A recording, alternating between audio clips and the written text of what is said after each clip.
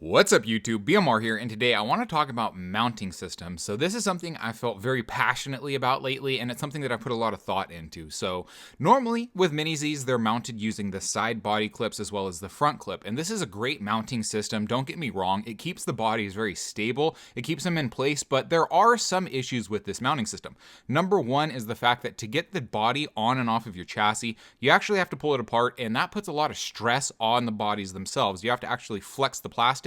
And with some of the older shells, like my R32s, I've noticed that I'm seeing some micro stress cracks on the shells themselves, and that's a little bit worrying to me because I love these bodies. I want to keep them as pristine as I can, so I decided I need to come up with a better mounting solution. So what I thought to do is use magnets. That's what I see a lot of people doing for model kits, especially the 124 scale model kits, and I've seen Beaver's hobby channel. He has it on his Mini Q, I believe, but anyways, I figured magnets would be the ideal solution since the magnets will retain the body to the chassis, but you don't have to actually flex the body apart to get it off of the chassis. You can just straight lift it off since the magnets are retaining it. And I didn't really do a lot of research before I did this. I just kind of dove into it thinking, it's a very straightforward process and, there's not much you can do to mess it up. But, you know me guys, I found a way to mess it up. So that's what I want to talk about today is how to mount magnets on your body and how not to do it, what to avoid and where you should be mounting the magnets on your chassis, as well as where you should be putting the magnets inside the body and if you should be using magnets or a metal bar. So let's just dive into this.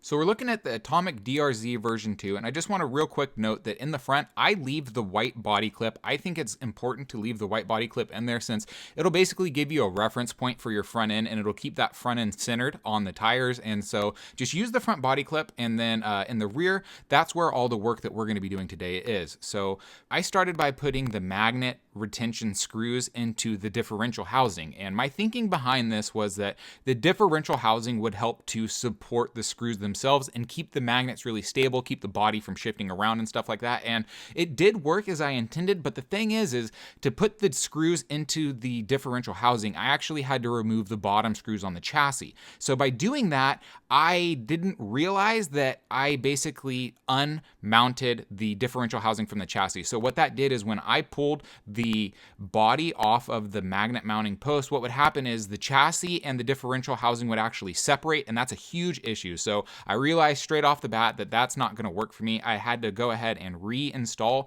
those screws on the bottom. So number one, guys, don't mess with your differential housing. So if you look at the side of the differential housing, you'll note that there's two little holes right there, and those are the holes that you should be using for your mounting system. So I initially ignored those holes because they were sized improperly. They were a little bit small. I had to ream them out and then go ahead and thread my screws through initially by themselves to get it to work. But anyways, now it works. So make sure to use the little holes that are on the side of the differential housing. I mean, I guess it goes without saying, but hey, I'm a knucklehead and I didn't use them at first. So anyways, once you have those screws in there, you can go ahead and use your magnet mounting system, whatever it is. For example, I'm using the HGD1 mounting system since it has those brass posts and really long screws to make it so you can pretty easily dial in your setup. So I basically just installed it in there as tightly as I can get it. Again, this is the HGD1 mounting system, and then once you get that onto the chassis, it's no problem. Just go ahead and make sure that you use the brass collars at the very top of your screw head to keep the magnets themselves from being too wobbly, I guess is the way to say it.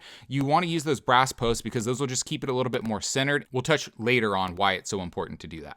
So anyways, now we have the magnet system mounted to the chassis. It's not mounted to our differential, and it's not going to give us any issues when we go to pull the chassis off of the body. So now let's look at the body itself. Initially, I thought I was really clever, and I put a little metal bar in the back of the body right behind the rear window, and I was smart enough to go ahead and epoxy it in because I decided my idea was so good I was going to fully commit to it, and that was a knucklehead move, guys. Do not epoxy anything into your chassis, number one, and don't use a metal bar to mount your magnets. So what I noticed with the magnets and the metal bar is the metal bar actually allowed the magnets to slide around a little bit, and what that meant was when I was drifting in a corner, my body would shift and rub on my wheels. So don't use the bar. The bar is going to give you a lot of issues. Don't even epoxy it in there. Just completely ignore what I did here, guys. This is a prime example of what not to do. After making this error, I went online and watched Beaver Hobby's channel's video on how he mounted his bodies, and he used tape, guys, and oh man, I facepalmed so hard at that moment because tape is what you want to use. Tape works just fine. It'll hold your magnets just fine, and it'll have more tactile strength, I guess. It'll have more stickiness than the magnets will have. So your magnets will stay on the sticker. So the best part about using the double-sided sticky tape is it's very forgiving. It's not like when you epoxy something in, you're committed to it. With double-sided sticky tape, if you have any errors with it, if you have any issues, you can just simply remove it and replace it, or unstick your magnets and restick them in there. So definitely use the double-sided sticky tape. It's a lot more forgiving. And then my other suggestion is going to be to go ahead and use multiple layers of the double-sided sticky tape to go ahead and adjust your ride height for where your shell is going to sit on your chassis. I initially had like 3 magnets in there, but it wasn't quite right for the spacing. So then what I ended up doing was taking out one of the magnets and then just putting a couple extra layers of tape, and kind of since I epoxied in there in my shell, it wasn't a completely level flat surface, so it's a little janky for me right now. I still got to do some more work on it. But guys,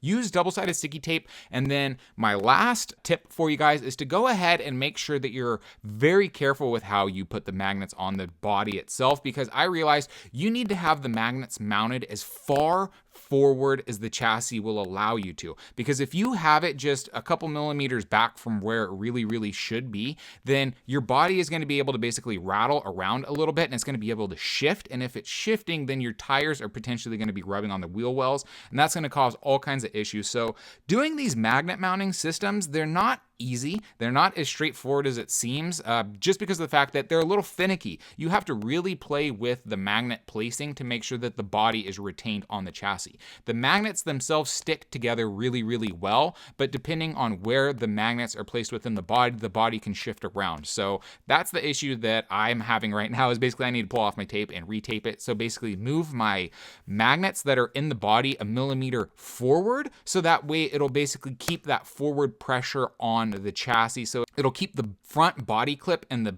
chassis and the mount and all that area really tight. So that's one area where you can basically flip over your chassis and look to see if your mount and your body are staying really close and tight together, if that makes sense, guys. So that's going to be it for this video. I just wanted to quickly go over what I experienced while installing a magnet mounting system, basically give you guys a visual representation of it and let you guys see what not to do. So guys, avoid epoxy at all costs. Do not epoxy anything in your chassis, in your bodies. I'm really disappointed in myself for doing that, but hey, whatever, live and learn, right? So either way, just get some tape, and it's super easy to do this. But anyways, guys, I hope you enjoyed this video. Let me know if you have any questions down below, and if you're enjoying the content I'm producing on the channel, please consider smashing that subscribe button. I'd really appreciate your support. And anyways, have a wonderful day, guys, and see you next time.